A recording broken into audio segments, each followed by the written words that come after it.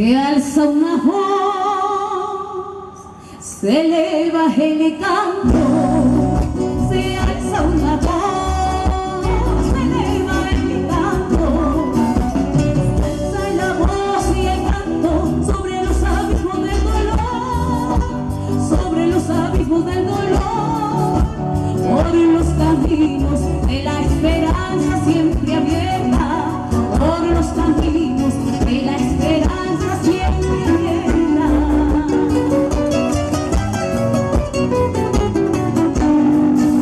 Se alza una voz, se expande el canto, se alza una voz, se expande el canto, canto y bandera, himno y enseña, con buenos manos compañeros.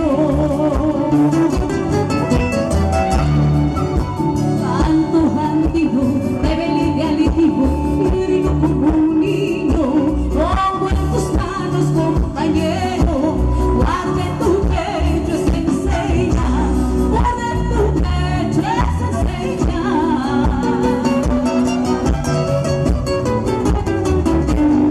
Esa guitarra y la cuchara, que se escuche, señores, al son de nuestras guitarras, del violín, de nuestra gente, que brille en lo alto la pluma de nuestro querido Ricardo Dolorier Urbano, quien nos entrega, nos ofrece para ustedes, con esa esperanza y ese optimismo de un Perú a su mano, un Perú más justo, y por nuestro arte, por la música, el canto, que engrandece a cada uno de nosotros. Por nuestro día de la canción ayacuchana, ¡arriba!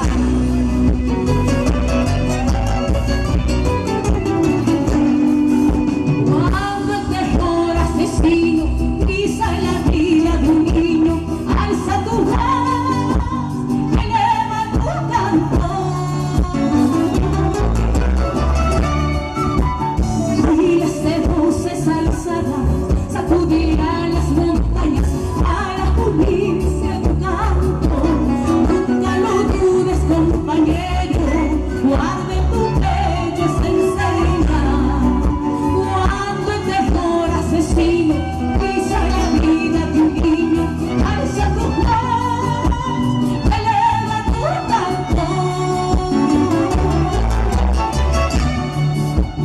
Miles de voces